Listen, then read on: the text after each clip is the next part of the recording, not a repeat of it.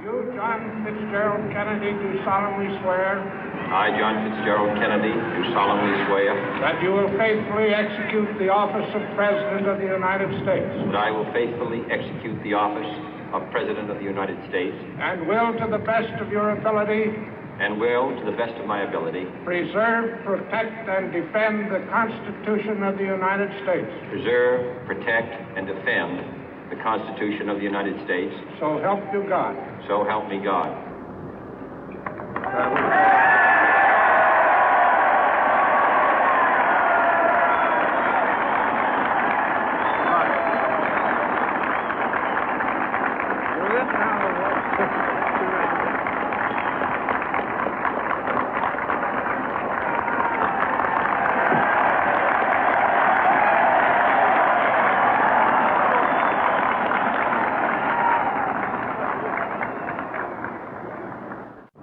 Vice President Johnson, Mr. Speaker, Mr. Chief Justice, President Eisenhower, Vice President Nixon, President Truman, Reverend clergy, fellow citizens. We observe today not a victory of party, but a celebration of freedom, symbolizing an end as well as a beginning, signifying renewal as well as change. For I have sworn before you and Almighty God the same solemn oath our forebears prescribed nearly a century and 3/4 ago. The world is very different now, for man holds in his mortal hands the power to abolish all forms of human poverty and all forms of human life. And yet the same revolutionary beliefs for which our forebears fought are still at issue around the globe. The belief that the rights of man come not from the generosity of the state, but from the hand of God. We dare not forget today that we are the heirs of that first revolution.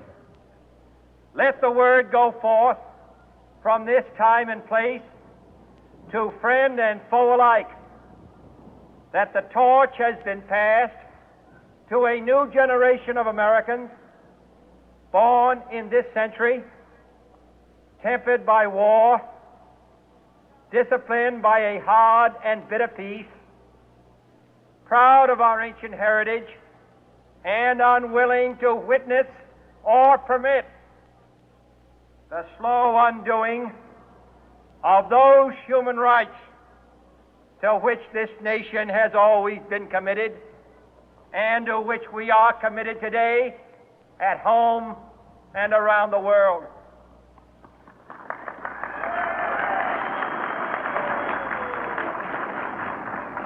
Let every nation know, whether it wishes us well or ill, that we shall pay any price, bear any burden, meet any hardship, support any friend, oppose any foe to assure the survival and the success of liberty.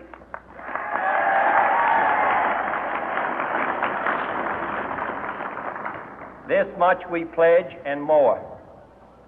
To those old allies whose cultural and spiritual origins we share, we pledge the loyalty of faithful friends. United, there is little we cannot do in a host of cooperative ventures. Divided, there is little we can do, for we dare not meet a powerful challenge at odds and split asunder. To those new states whom we welcome to the ranks of the free, we pledge our word that one form of colonial control shall not have passed away, merely to be replaced by a far more iron tyranny. We shall not always expect to find them supporting our view, but we shall always hope to find them strongly supporting their own freedom, and to remember that in the past, those who foolishly sought power by riding the back of the tiger ended up inside.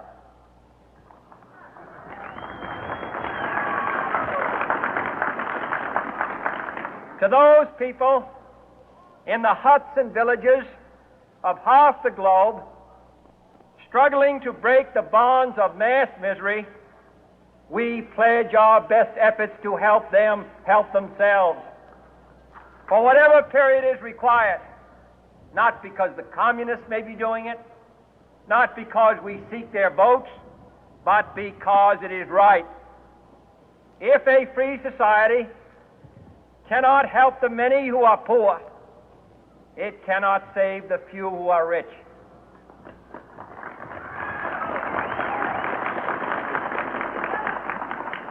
To our sister republics south of our border, we offer a special pledge to convert our good words into good deeds, in a new alliance for progress, to assist free men and free governments in casting off the chains of poverty.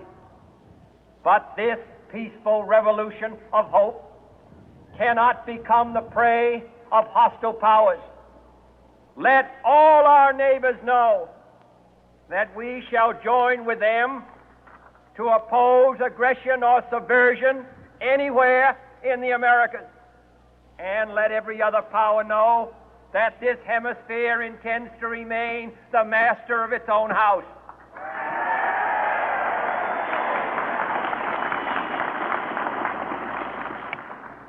To that World Assembly of Sovereign States, the United Nations, our last best hope, in an age where the instruments of war have far outpaced the instruments of peace, we renew our pledge of support to prevent it from becoming merely a forum for invective, to strengthen its shield of the new and the weak, and to enlarge the area in which its writ may run.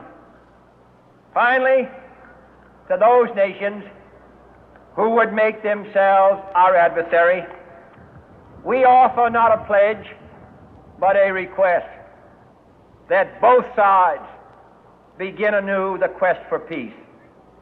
Before the dark powers of destruction, unleashed by science, engulf all humanity in planned or accidental self-destruction, we dare not tempt them with weakness, for only when our arms are sufficient beyond doubt can we be certain beyond doubt that they will never be employed. But neither can two great and powerful groups of nations take comfort from our present course, both sides overburdened by the cost of modern weapons, both rightly alarmed by the steady spread of the deadly atom, yet both racing to alter that uncertain balance of terror that stays the hand of mankind's final war. So let us begin anew, remembering on both sides that civility is not a sign of weakness, and sincerity is always subject to proof. Let us never negotiate out of fear, but let us never fear to negotiate.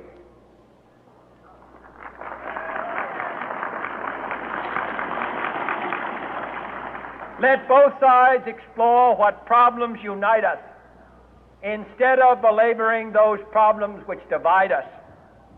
Let both sides, for the first time, formulate serious and precise proposals for the inspection and control of arms, and bring the absolute power to destroy other nations under the absolute control of all nations.